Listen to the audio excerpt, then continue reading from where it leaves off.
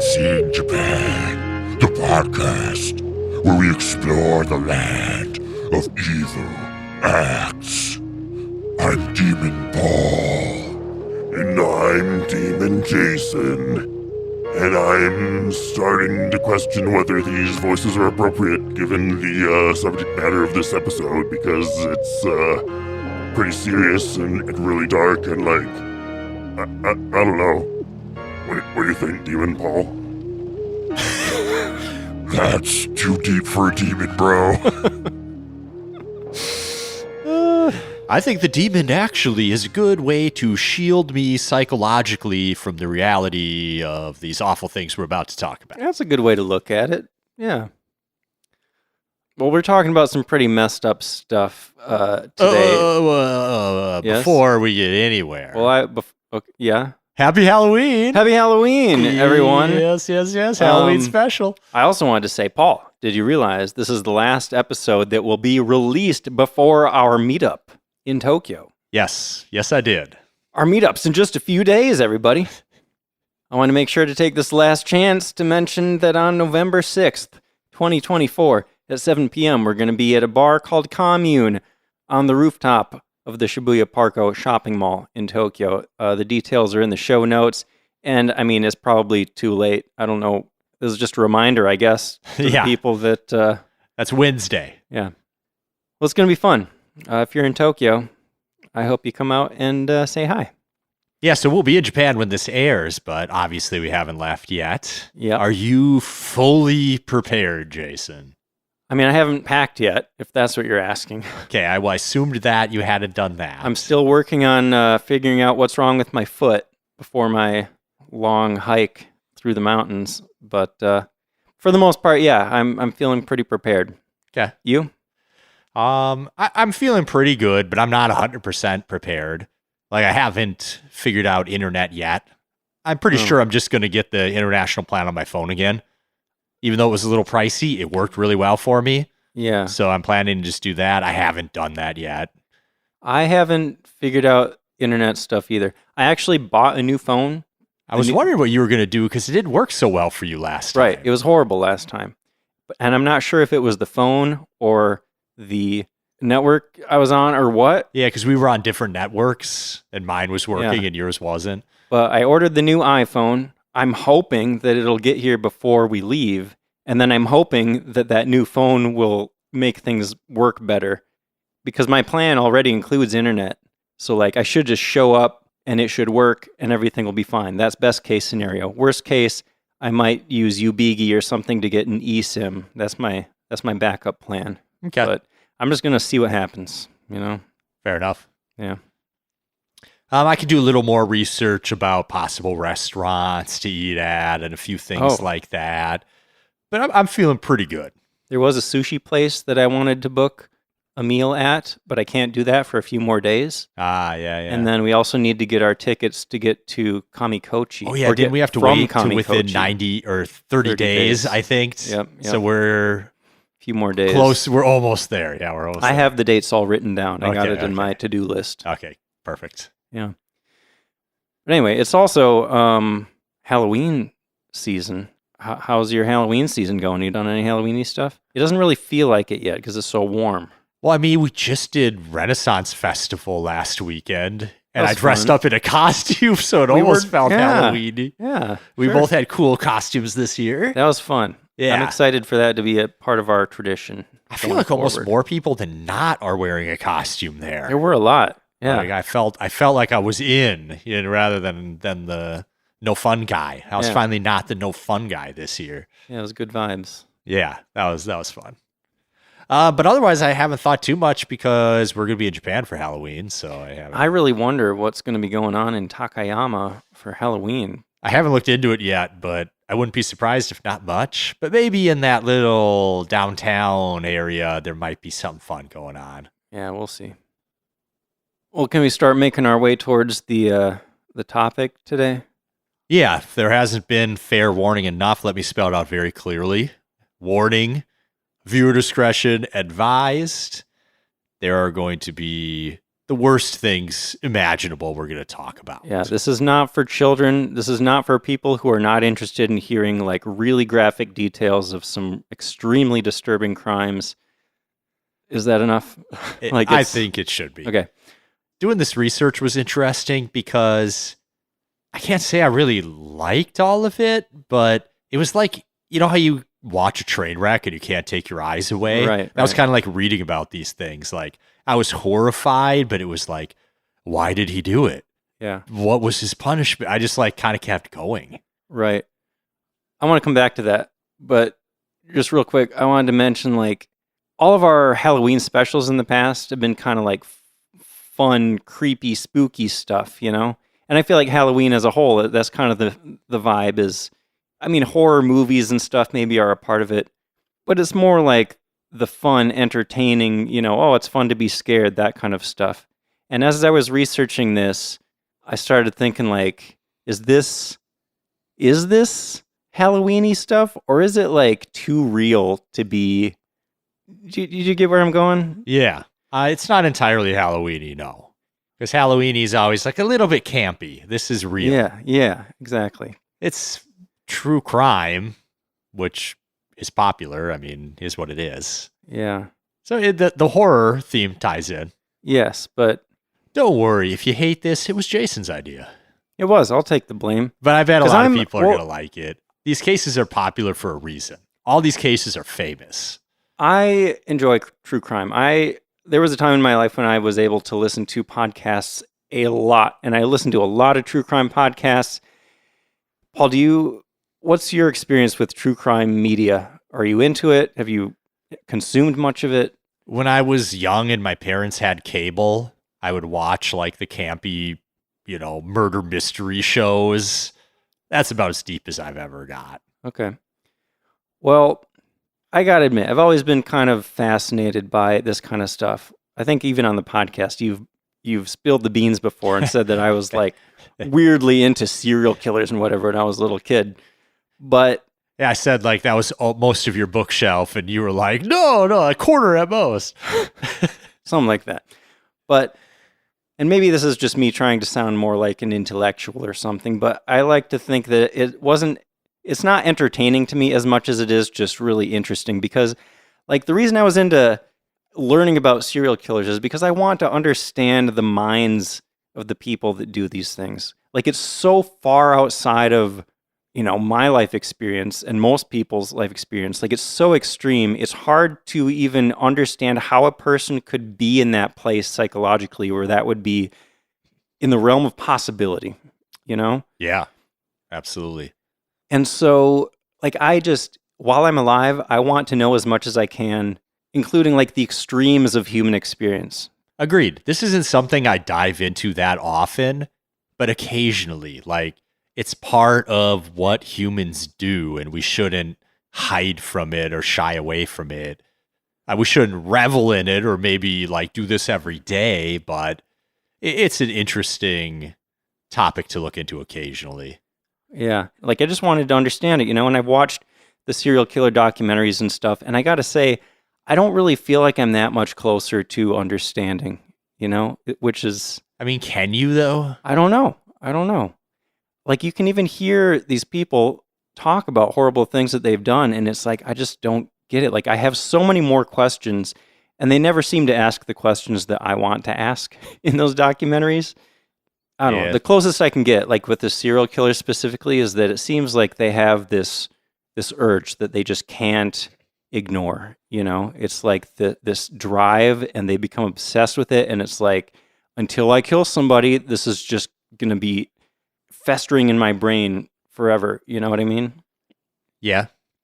My theory, completely unscientifically, is that a lot of these people are coming from places of self-hatred. Like hating yourself makes you lash out. And that's why they're lashing out so incredibly violently, is because they're extremely uncomfortable with themselves for some reason. That's interesting. I remember actually you lent me a book once. I think it was called Violence, an American Epidemic, something like that. Yeah. And that was kind of the thesis of this book, was that, these people that are really scary because they've done just horrible things, it's like they're using that as a way to protect themselves, to make people afraid of them rather than pity them or look down on them. Right. When I see someone being like overly violent, I do kind of pity them. I'm like, you can't handle your own emotions for some reason. That must suck. Yeah. So anyway, yeah, I've always found true crime really interesting, but what I really don't like about some true crime shows and podcasts out there is when it's like super sensationalized and they like, use all this creepy music and like they start talking in low creepy voices and it's just like, come on, like I don't need that. Just give me the facts. I don't need you to tell me how to feel about this or be like, oh, this person's a monster, aren't they? Oh, and that's when he met her in the back alley and there's like a sound effect of a woman screaming in the background or something. Yeah, I don't like that. And I researching this episode and thinking about how we were going to do this, I want to be respectful and tactful about how we discuss this stuff. I actually don't know how this is going to go because some of the stuff I have in my notes, I'm not sure if I'm even going to be comfortable saying into a microphone. Like, I'm not sure. We'll see what happens here. Yeah, I don't know. It's awful stuff that we're going to be talking about. We've successfully psyched everyone up for this episode. Yeah. Oh, another thing I wanted to say in the intro is we have to remember that Japan is statistically one of the safest countries in the world, right? So these stories, as horrific as they are, should in no way discourage anyone from visiting Japan. But human beings are human beings, and sometimes they do really awful things. Japan being such a safe country is part of what makes all these crimes so shocking. Yeah.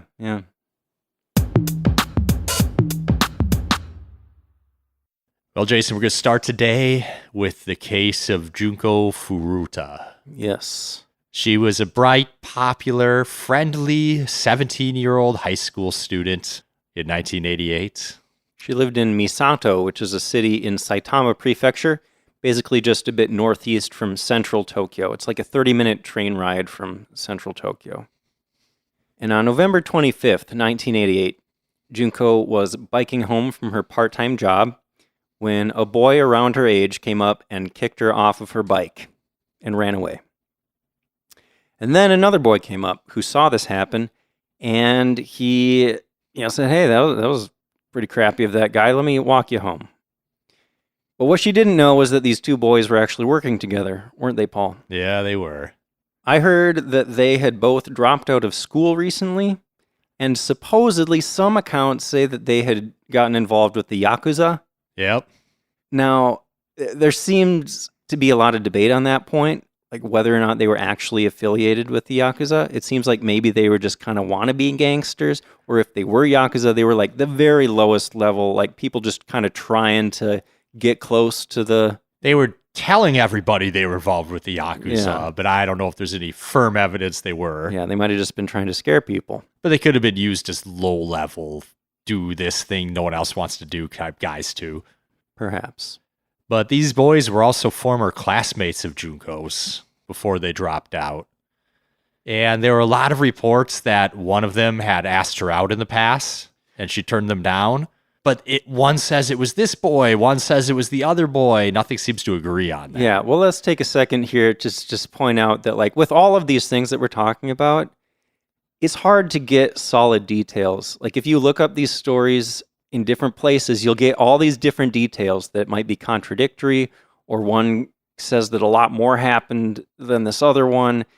It's hard to know exactly which of these details is true, because like some articles seem to say these were definitely Yakuza, and then other ones are like, oh, they were just wannabes. Yeah, I don't know how court records go in Japan and what's public record and what's not.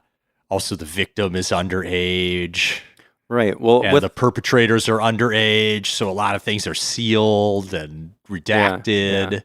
I mean, for most of these, we shouldn't even know the names of the people that committed these crimes. It's just that the media like eventually leaked their name accidentally, or somebody figured out somehow who they were. Yeah. But like most of these they just call people like Boy A, things like that. Yes. Anyway, back to the story. Where were we? We were talking about how they were maybe Yakuza. Yeah. Okay, so the boy who kicked Junko off her bike, his name was Shinji Minato. He was 16 at the time. And the boy who offered to walk her home was Hiroshi Miyano. He was 18, and he was apparently the ringleader of this little gang or whatever, this group of boys, right?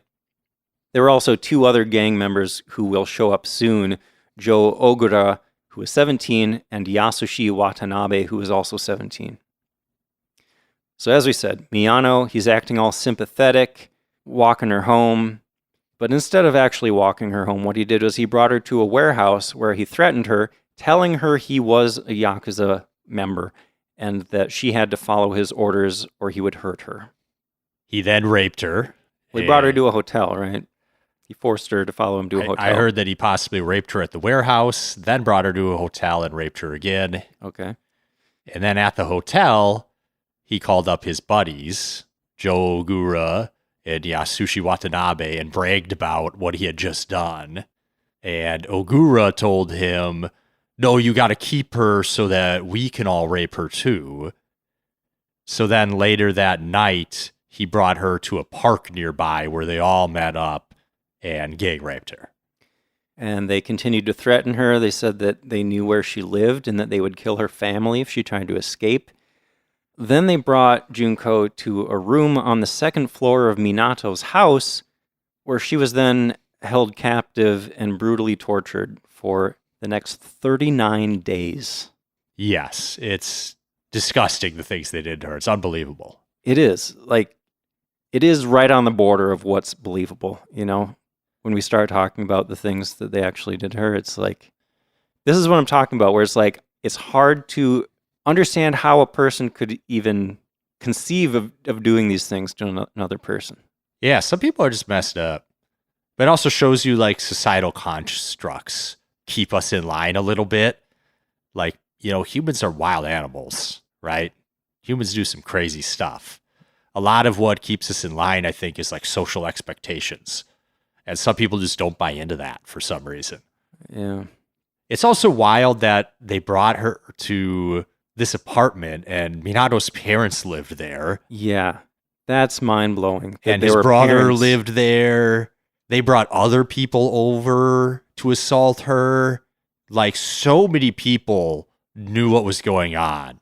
And nobody ever said anything. Yeah, that is insane. Another point I wanted to make is you might wonder, what about Junko's parents? Like, weren't they worried that she was missing? What happened there? Well, they did, of course, call the cops about their daughter's disappearance, and the gang got worried about that. So they actually made Junko call her parents and tell them that she had run away and was staying with friends. Which, yeah, they made her call multiple times and, like, tell the same story. I mean, I would think it would take multiple times because that's hard to believe. Like, she's this good student, you know, she's doing fine. Like, there's no reason she would run away. Why would anyone believe that? But apparently her parents were eventually convinced. That's tough.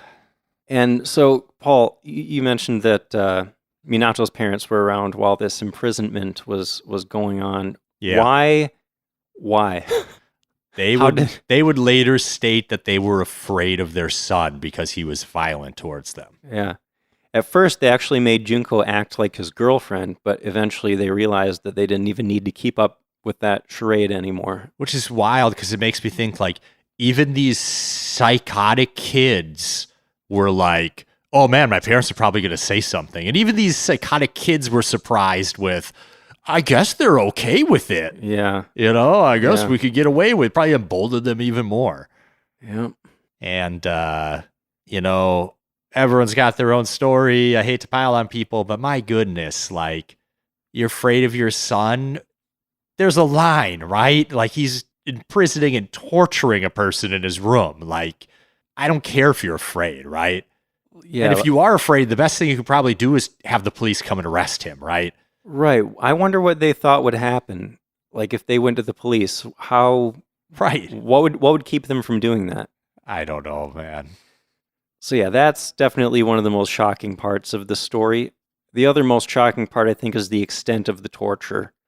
And I want to, even though we put that warning at the beginning, I want to put another warning here because we're just going to list off the things that happened to her over these 39 days. And it's horrific is in the title of this episode, and that definitely applies to this. So if you don't want to hear it, maybe skip ahead a couple minutes or something. You ready, Paul? Ready as I'll ever be. Junko was gang raped. We said that already. That, of course, happened multiple times over the course of this. Her genitals were shaved and burned with a match. When she tried to escape, they punched her in the face over and over, and Miyano, the leader, used a lighter to burn her ankles. They force-fed her large amounts of water, milk, and alcohol. They made her inhale paint thinner and smoke multiple cigarettes at the same time. They repeatedly burned her legs and arms with lighter fluid, made her sleep outside in winter with little clothing. They made her dance naked and masturbate in front of them. They tied her hands to the ceiling and used her as a punching bag. They beat her with things like golf clubs and weights and iron rods. It's amazing that she didn't die earlier. Like, this is unbelievable. Yeah. They put foreign objects into her, a metal rod, a bottle, a hot light bulb, even fireworks. They set off fireworks in her. They cut off a nipple with pliers. They pulled off fingernails. Eventually, her wounds got so bad that they started rotting and smelling, which finally made the boys lose sexual interest in her. And they actually ended up going out and abducting and gang raping another woman, who they then released afterwards. So over the course of these 39 days, Junko repeatedly begged them to kill her. On January 4th, 1989, they beat her up with their fists and an iron exercise ball. And this is when Miyano, again, that leader of the gang, poured lighter fluid on her and set her on fire. And this is when she finally passed away. So now the boys were worried, like, oh, crap, we might get in trouble for murder. So they wrapped up her body in blankets and shoved her into a travel bag. And then they placed her in a 55-gallon drum and filled it with cement. And then on the evening of January 5th, they drove out to a vacant construction site and dumped the barrel there. I saw it. It was actually dumped at a vacant lot near a construction site, but okay, just splitting hairs. Sure. So one really odd note here is that during her captivity, Junko had apparently mentioned that she regretted not watching the last episode of Tonebo. So Miyano found the videotape of the last episode and placed it in the bag with her body. And he claimed he did this not because he pitied her, but because he didn't want her to return as a ghost and haunt him. I did not see that detail. Wow. Huh. Yeah. Interesting. So, Paul, you mentioned that they had kidnapped and gang raped another woman while they were keeping Junko captive, right? Yes. So a couple months after they disposed of her body, Miyano and Ogura were arrested for that other kidnapping and gang rape. And it feels like the police just kind of got lucky here with like a weird coincidence, right? So Miyano, the leader, when they were interviewing him, he thought that Ogura, the other guy, had already confessed about Junko. So he told the police about that crime and where to find the body. Like, this might be the only reason that the crime was even discovered. Because the police are like, wait a minute, what are you even talking about? Yeah. They were talking about another murder that unfortunately never got solved. So the police actually went and found Junko's body on March 29th, and that's when they arrested the rest of the gang, plus Minato's mother, who was in the house, of course. I only saw the mother mentioned as arrested. I didn't see anything about the father. Did you? No, I didn't either. Wonder what that's about. Yeah, I don't know. It was also crazy that they were able to identify Junko's body by fingerprints somehow still at this point. Huh. They also got DNA samples off of her body that they used in the case. So great work, forensics team there. I mean, I would think the concrete would probably help slow down the decay. Yeah, no oxygen got in or something. I don't know. Yeah. In July 1990, they were all found guilty and sentenced for abduction for the purpose of sexual assault, confinement, rape, assault, murder, and abandonment of a corpse. Interestingly, they all four appealed, and were all resentenced to longer terms on their appeal. So Interesting. that backfired for all of them. So what I saw is that in the end, Miyano, the ringleader guy, got 20 years in prison, and the other 3 got between 5 and 10 years. Yes. That's the revised sentencing. Yes. Does that seem like enough to you for what they did? That's a super difficult question. Yeah, I don't know. But I would say no. It doesn't. It seems- seems light. But I think there were a lot of things here. Like, I think it really affected things that they were all juveniles in the eyes of the law, right? Yeah. That the law gives juveniles way more chance to redeem themselves at some point in their life rather than just locking them up forever. Mm-hmm. So I think that played a part in it. There was huge public outcry after this. Because the public thought the sentences weren't enough, right? Yes, exactly. So there was a lot of complaining about that. I did see that, a newspaper in Japan surveyed legal professionals, and the legal professionals mostly agreed that the sentences were within precedent. Yeah. So those were kind of the normalish what you would get for that scenario. What precedent could there even be for something like that, though?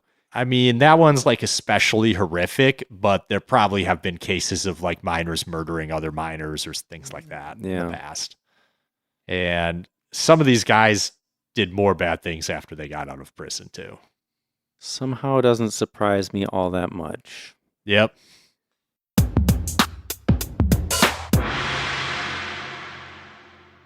Well, the next person we're talking about is a guy named Issei Sagawa, also known as the Kobe Cannibal. This is a story I heard about a long time ago. Like, I feel like I remember this from when I was a kid. Yeah.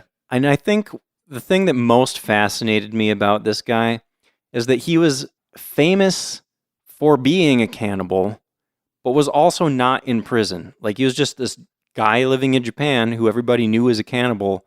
In a way, it was the perfect crime. He killed and ate somebody and got away with it, basically. Yeah. And then he made his living, basically, as a celebrity because of his cannibalism. That's what blows my mind. The craziest part of the story, maybe, even. It's interesting. We're about to talk about a story about a guy called the Kobe Cannibal, and I'm like, yeah, this is slightly lighter than the last one. Yeah, right? Isn't that something? Yeah. So you ready to go back to the beginning? Yeah.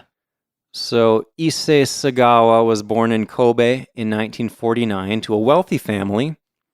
He was born prematurely and had a lot of health issues, which kind of makes me wonder, like, did that have something to do with his mental state? Did that have some impact on his mental health that might have, I don't know, gone into somehow starting to explain? Maybe. I don't know. Maybe. I'm just guessing. Okay. So his first cannibalistic desires apparently arose in first grade when he saw a male's thigh and felt like maybe he'd want to eat that. He also reported later as an adult, he said that as a child he had committed bestiality on his dog and also fantasized about eating women. At the age of 24, while attending Wako University in Tokyo, he followed a German woman home and broke into her place while she was sleeping. She ended up waking up and pinning him to the ground, apparently, and he got arrested for it. And he was arrested for attempted rape. Yeah, they all thought he was trying to rape her. He never said he was actually trying to eat her. He said later that he had wanted to cut off a part of her butt to eat. Yeah, it sounded like he wanted to cut off a part of her and just leave and eat it. Like, I'm not even sure if he was going to kill her or not. It seems like such a weird idea to have. It almost sounds like I don't know that he had a fully formed plan. Yeah. I don't know. Yeah. But so, like we said, he was from a wealthy family, and apparently what happened was his dad just gave her a bunch of money to drop the charges, and it just kind of went away. Money has a funny way of doing that sometimes. Right. This guy should have already been in jail, you know? So a few years later, Sagawa moved to France to study at the Sorbonne, actually. And here's a chilling quote from him about his time in Paris. He said, "Almost every night I would bring a prostitute home and then try to shoot them, but for some reason my fingers froze up and I couldn't pull the trigger."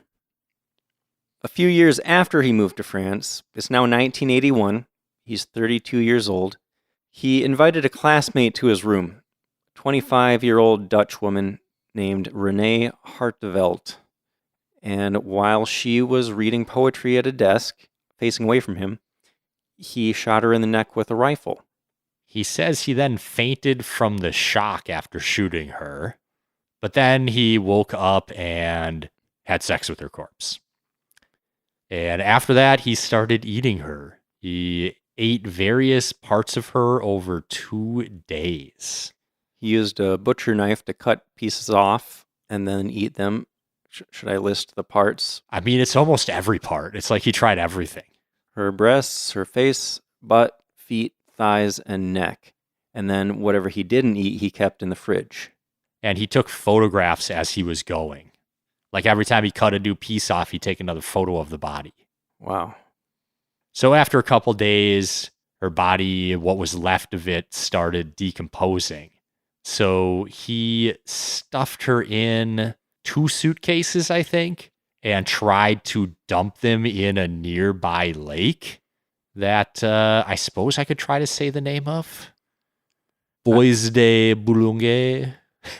I don't have it written down, so we'll just have to go with that, I guess. Hey, at least everyone knows now that my French accent is even worse than my Japanese one. You're okay, Paul. But he was apparently caught in the act. I didn't find details on exactly what that meant, but he was later arrested by police. So maybe somebody saw something funny and called the police, and they eventually figured it out. I don't know. I'm not sure. I wonder if he just... I'm trying to remember. I didn't see like details in my research here, but somehow I have this image in my mind from like what I heard years ago.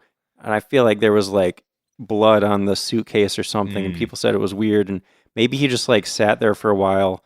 Or just throwing a suitcase in a lake, people are going to be like, well, that's weird, right? Yeah. Anyway, he was caught and arrested. But of course, again, his wealthy father stepped in and got him a real good lawyer, apparently. And after awaiting trial for 2 years, that seems excessive, waiting for trial. His lawyers could have been trying to delay it. Who knows? Yeah. So he was eventually found legally insane and was sent to a mental hospital, still in France, right? Yep. So this is actually where he started to gain some celebrity. He was visited by an author who kind of interviewed him and then published his telling of the story in Japan. Yeah. So after this publicity and popularity started spreading, the French authorities decided, let's just extradite this guy to Japan. We don't really want to deal with this anymore. So then he gets to Japan and he's taken to a hospital where he's examined, and they found him to be sane but evil. So the French had ruled him insane. Then in Japan, they ruled, no, he's not insane. He's just an awful person. I'm kind of surprised that psychologists would call somebody evil. Yeah, what did he say to them during that interview? I didn't see that. I just saw that the psychologist said that he was sane. Yeah. I wonder if evil was in the official reports that they wrote up. Right. So what happens from here seems a little bit unclear, but Japanese authorities said it was impossible for them to hold him or try him again. They claimed that the French courts weren't cooperating and giving them the details that they needed. Mm-hmm. I don't really know, but basically he was allowed to just check himself out of the hospital and walk away a free man. So what I saw is that in France, like they dropped the charges in France because he was insane, right? And then they sealed the court documents. And so they didn't have any documents that they could send to Japan. They're just like, these are sealed. You can't have these, you know? So at that point, Japan had no legal reason to detain him. Like they just couldn't do anything. Yeah. It's kind of all just technicalities. So everyone in the world knows that he did this murder, and he's just free because of the law. Yeah. So he was set free in 1986, and from there he basically just became a famous cannibal. And, people wanted to hear what he had to say, because that's just unusual and kind of fascinating, right? So he appeared as a commentator on TV. He was in a movie. He wrote books about his murder. He wrote restaurant reviews for a magazine. That one I thought was interesting. I kind of want to read those reviews.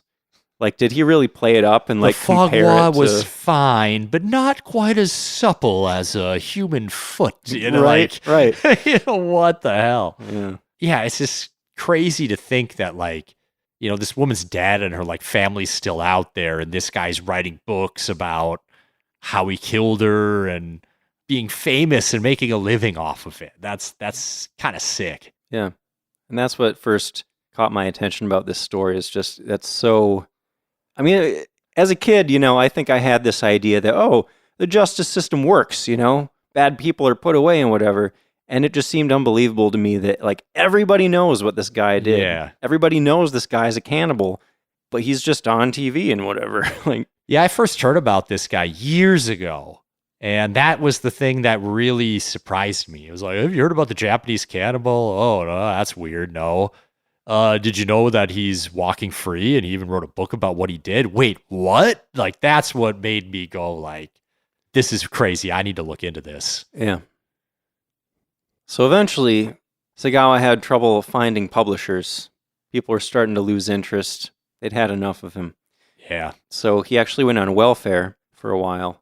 And in 2011, in a Vice interview, he said that being forced to make a living while being known as a murderer and cannibal was a terrible punishment. I thought that was interesting. I had never heard about that until I did this research. Like, that he said that having to create this public image in order to support himself made it hard to distinguish his true self from his public image. Okay. What do you think of that? I have no sympathy for this guy. It's interesting to think that, like, maybe he was... Are you playing it up? Are you not a freaky cannibal? I mean, that kind of seems like how you are, dude. Like, yeah.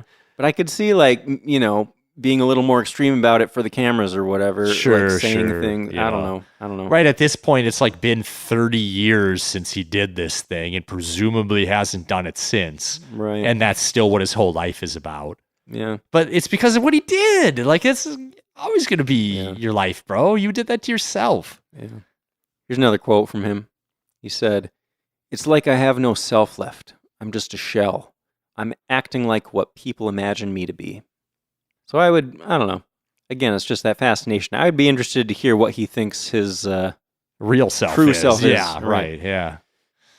So end of the story, I guess, is he died from complications of pneumonia in Tokyo in 2022 at age 73. Anything to add, Paul? Good riddance. All right. Sorry, but I hate to say that about a person's death. I don't mind.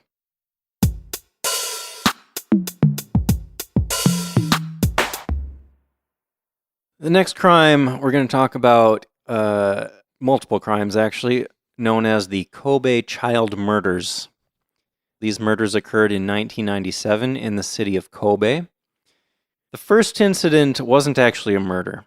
2 schoolgirls were attacked with a hammer on February 10th, again 1997, but they survived with injuries and were unable to identify the attacker. About a month later, on March 16th, 10-year-old Ayaka Yamashita was bludgeoned to death with a hammer. She didn't die immediately, actually. It took a week for her to succumb to her wounds. But later that same day that she was attacked, in the same neighborhood, another 9-year-old girl was attacked and stabbed several times. She survived. And around the same time, some mutilated animal corpses were apparently found in the area. A headless bird, a pawless cat. So people were starting to get worried, thinking, something's not right. Maybe these are connected. Yeah. That's Most probably. It's a lot of violence happening quickly. Yeah. So that's all pretty horrifying, but this next part this is what's just impossible for me to imagine, like, just the way that this unfolded. So on May 27th, 1997, the decapitated head of an 11-year-old special ed student was found in front of Tainohata Elementary School. Some articles seem to say that it was there when the students showed up to school that day. I don't think that's the case, though. It sounds like what actually happened was it was found by a janitor. Is that what you saw? Yeah, janitor early in the morning. Like, there's no way the kids were the first ones to show up at a closed school gate. It just doesn't make sense. But I saw people trying to make that claim, too. Yeah. But it doesn't add up. Right. Also, this head, his eyes had been gouged out and his mouth was slit from ear to ear. He'd been decapitated with a handsaw. Apparently, they were able to determine that. And inside Jun's mouth, a note was found. The note said, "This is the beginning of the game. Try to stop me if you can, you stupid police. I desperately want to see people die. It is a thrill for me to commit murder. A bloody judgment is needed for my years of great bitterness." And it was signed the name Sakakibara. Then on June 6th, a letter was sent to the newspaper Kobe Shinbun, in which Sakakibara claimed responsibility for the slaying and decapitation of Jun Heisei, and threatened that more killings would follow. The letter was delivered in an envelope with, of course, no return address or name. Oh, I guess I hadn't said his name before. I just started calling him Jun. But yeah, Jun Heisei was the student's name. Yeah. So you said Sakakibara sent letters to the media, right? Yes. But he was also sending letters to the police. Yeah. He was taunting them and telling them he was going to keep killing. Here's another quote from one of those letters. "It's only when I kill that I am liberated from the constant hatred that I suffer and that I am able to attain peace. It is only when I give pain to people that I can ease my own pain." And he went on to blame the school system, saying that it was compulsory education which formed me, an invisible person. Interesting stuff. Yeah. I didn't like school either, but I didn't kill anybody. See, this is where I'm just like, the stuff in his letters, it just makes me more curious about his mental state, you know? Like, what exactly did he suffer? Like, what did he perceive was perpetrated against him in the school system or whatever? Right. He just didn't fit in or didn't have friends or he was getting bullied. I didn't see reports of exactly what was going on, but obviously he wasn't having a good time. Yeah. So on June 28th, a suspect was arrested. He was a 14-year-old junior high student named Shinichiro Azuma, and pretty soon he confessed to everything. They also recovered his diary. Yeah. And found some disturbing stuff in there. After his March 16th attack, he wrote in the diary, "I carried out sacred experiments today to confirm how fragile human beings are. I brought the hammer down when the girl turned to face me. I think I hit her a few times, but I was too excited to remember." And then the following week on March 23rd, he wrote, "This morning my mom told me, 'Poor girl, the girl attacked seems to have died. There is no sign of being caught. I thank you, Bamoi Dokishin, for this. Please continue to protect me." And apparently no one knows what he meant by "thank you, Bamoi Dokishin." Yeah, like maybe this was some commie that he made up or something. Yeah, it's another odd thing about the case. Yeah, for sure. So one really interesting thing is that no one seems to know how the police found him. There's been zero information about all of a sudden they just arrested him and he was the kid. No idea how they got that, but yeah, good police work, I guess. So Azuma was sent to a youth reformatory, and because of the young age of the murderer, and apparently there were some other crimes committed by young people around this same time, so they actually lowered the age of criminal responsibility in Japan. They lowered it from 16 to 14 in the year 2000. Yeah. Imagine being so horrific that the whole country is just like, oh man, we need to change the laws so that next time this happens, we can kill him. Is that what it was? So that they could sentence him to death? Theoretically, yeah, if you could be tried as an adult, or life in prison, or more easily punish him in a lot of different ways. I guess. But yeah, I mean, I was kind of surprised at how soon he was released, apparently because he was below the age of criminal responsibility, right? Yeah. So the murders were in 1997. He was released on a provisional basis in March of 2004, and then released fully on January 1st, 2005. So he committed 2 murders and got less than 8 years. Yeah. Surprising. And then he wrote a book about it, because why not, right? Also surprising, yeah. He published a book in 2015 where he apparently described the murders in graphic detail, and he made a decent chunk of money from it. So I saw that sparked some debate about whether Japan needed a Son of Sam law. Basically, that law would prevent criminals from profiting from their crimes. Yeah. Could apply that to Issei Sagawa, too. Right. He profited a lot off of his crimes. Yeah. But they still don't have a law like that in Japan, and other murderers have written memoirs since that happened. So, yep. Interesting. What do you think? You think they need a Son of Sam law? Yeah. You shouldn't be able to profit from your crimes. Seems reasonable. I'm a free speech person, so it's like hard to say don't let them write the book, but don't let them make money from it, you know? Yeah.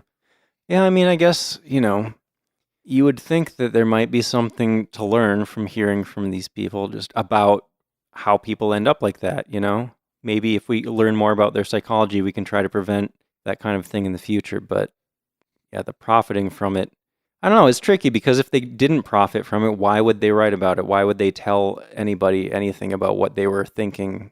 Yeah. I don't know. I mean, maybe I know a lot of serial killers and stuff just like the attention, even if they're not getting money from it. But yeah, I don't know. It's a tricky situation, I guess. Yeah.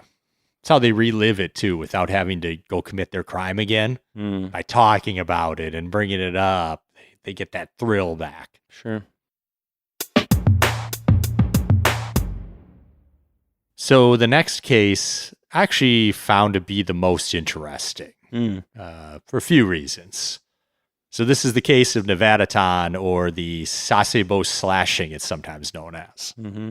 Yeah, this story is notable because, one, the very young age of the perpetrator, but also, maybe even more so, because of the extreme amount of attention it got on the internet. The internet really played, a weird role in this whole story. That's the interesting part to me. Yeah, I totally get that. This is probably the first murder that was turned into a meme. Like it, we'll get to it. Yeah. But let's go back to the beginning. So in the early 2000s, at Okubo Elementary School in Sasebo, which is a city in Nagasaki Prefecture, there were two friends. Satomi Mitarai was 12 years old, and Natsumi Tsuji was 11 years old. And they were in the basketball club together. It sounds like, in general, they and their home lives and their relationship were pretty normal. But when Natsumi's grades started to slip, her parents made her quit basketball to focus on her schoolwork. And it sounds like that decision might have had a pretty negative impact on her mental health. It sounded like Natsumi wasn't a super social person. She didn't talk a whole lot. She was known as a bit of an otaku, a nerd, and spent a lot of time online. So, it sounds like her friend and the basketball club was kind of all she had as a social life. Yeah, I heard it stated that she was possibly trending towards hikikomori-like tendencies. Sure. So losing the one thing she had in basketball probably had a really negative effect on her. Yeah. She was also, I saw it noted that she was a fan of the Red Room urban legend. We talked about that in a past Halloween special, actually. Yeah. She had a website, personal blog that was Red Room themed. Oh, I didn't see that detail. Yeah. I saw that she was a fan of the movie Battle Royale. Yes. Which is a really cool movie, gotta say.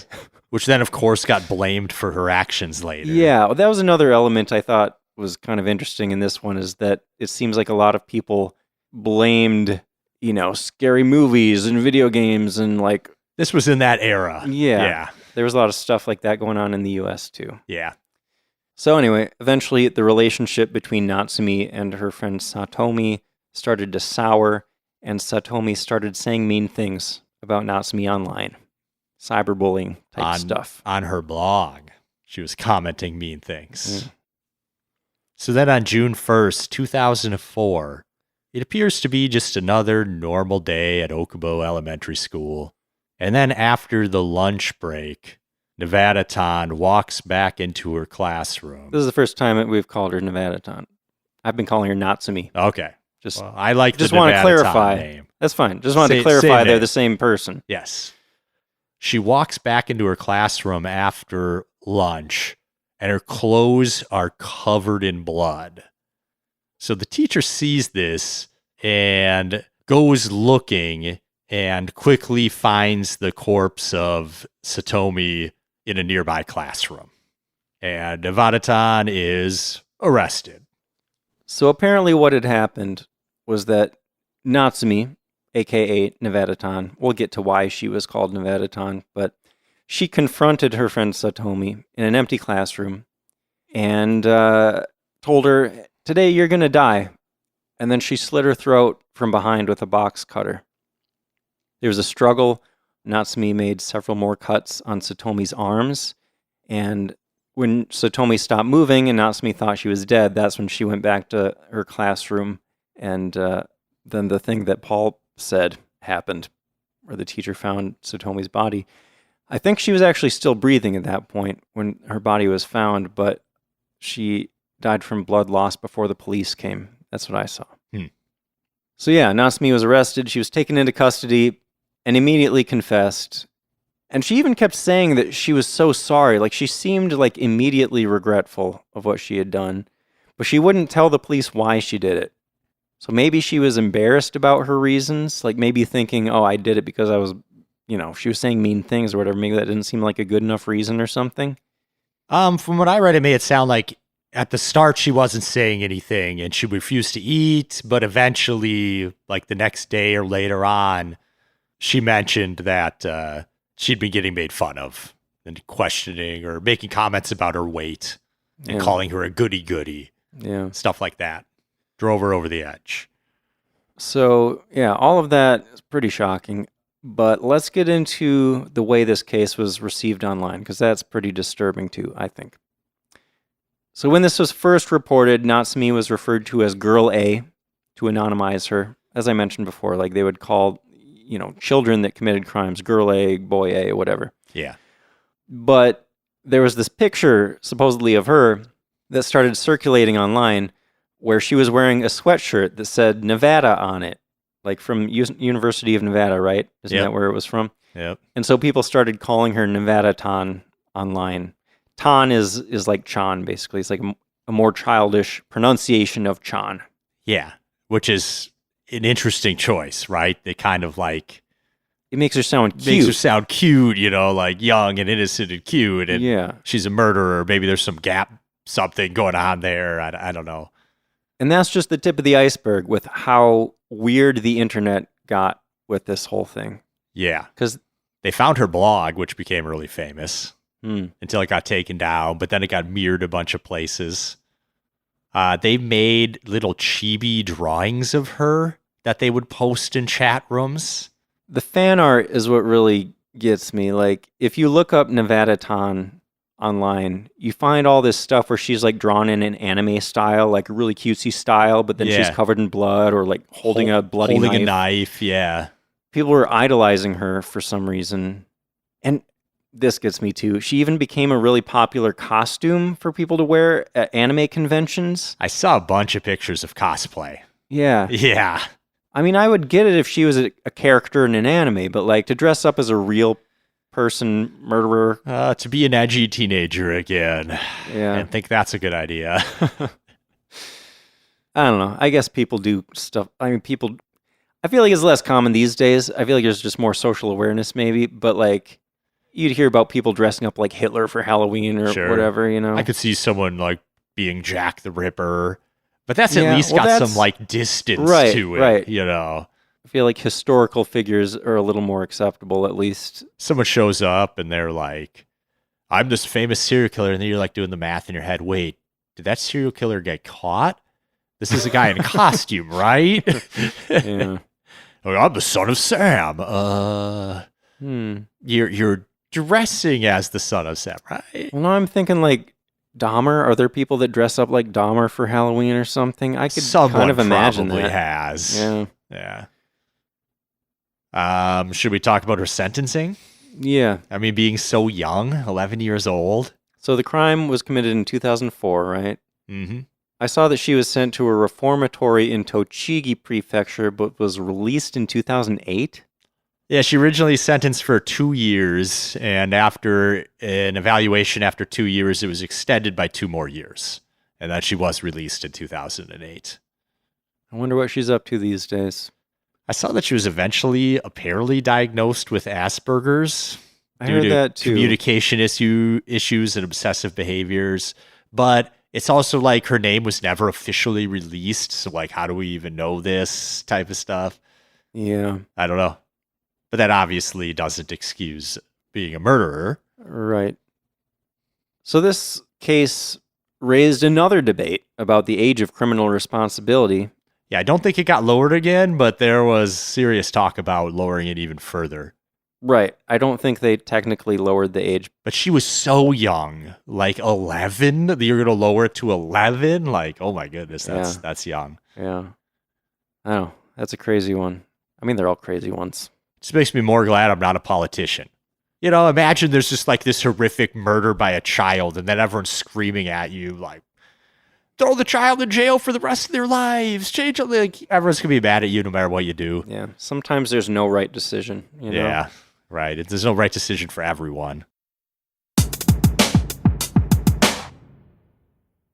Well, we got one more case, and this one's way more lighthearted. Yeah, let's lift the mood a little bit. There's no murder in this one. It's still crime, but no But it's murder. a fun crime. Yeah, as long as you're not the one getting stolen from. Yeah. Well, it's an entertaining crime at the very least, Yes, I think. yes, absolutely. We're talking about the ninja of Heisei. So, in Osaka, between March 2009 and June 2017, there was a ninja who committed over 250 B&Es. That's breaking and entering. That's a lot. Yeah. He stole around 30 million yen, mostly in cash. That's around $250,000 American dollars. Yeah. Now, you might say that real ninjas haven't been around since the Edo period, right, Paul? Yeah. But this guy did a pretty good job of playing the part, I'd say. Yeah, he sure did. He dressed up like a ninja. He scaled walls. He would squeeze through tight spaces. He would plan escape routes. All that ninja stuff. Yep. He was very meticulous with his planning, and he got away with a heck of a lot of these. I mean, 250, apparently, around that. Yeah. Eventually, he made a mistake, though, and took off his mask within sight of a security camera. And from there, police identified him as 74-year-old Mitsuaki Tanigawa. Like, once they figured out who he was, they started following him, and they caught him red-handed when he went into an abandoned building, and then when he came back out, he was dressed like a ninja. And we gotcha. Yeah, they were surprised at his age for sure. But we Of all were. course. When he's running on the top of walls and stuff. I hope I'm that agile at that age. So that he was quoted as saying, "If I were younger, I wouldn't have been caught. I'll quit now as I'm 74 and old enough." Yeah. I also love his reason for doing it. He just said that he hated working. Yeah, he's like, I didn't want to work anymore. So he just stole. It's funny, but I absolutely hate getting stolen from. Yeah, if I was Nothing one of the makes me victims, more I would upset be than super that, like, right. It's such a people- violation, Right. You know? People so lazy, they don't want to go work, so they're just going to steal my hard work. I hate that. I hate that so much. I agree, but it's also a really entertaining story. It is.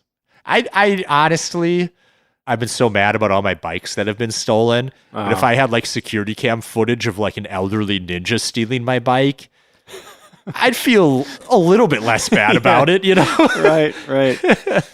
Yeah. I'd at least gain some entertainment out of the loss. Would you go to his court case and just shake his hand and be like, "Well played, old man"? No. No. Not that happy about it. But I wouldn't go testify against him. All right. That's all we got. That's it. I hope you had a ton of fun hearing about all this grisly stuff. Me too. Well, before we go, we should thank our Shogun level patrons: Wesley C., Nicholas McKibben, Kevin Harris, Brady K., Jack, Michael Morris, David Imani, Darwin Perrier, Ethan Teague, Yasmin, Jason, Katarina and Ellery, Susan, Tori, Shaked Rosenthal, Tina Anderson, Alexa Gonzalez, Pamela Arola. Thank you all so much for your support. Thank you.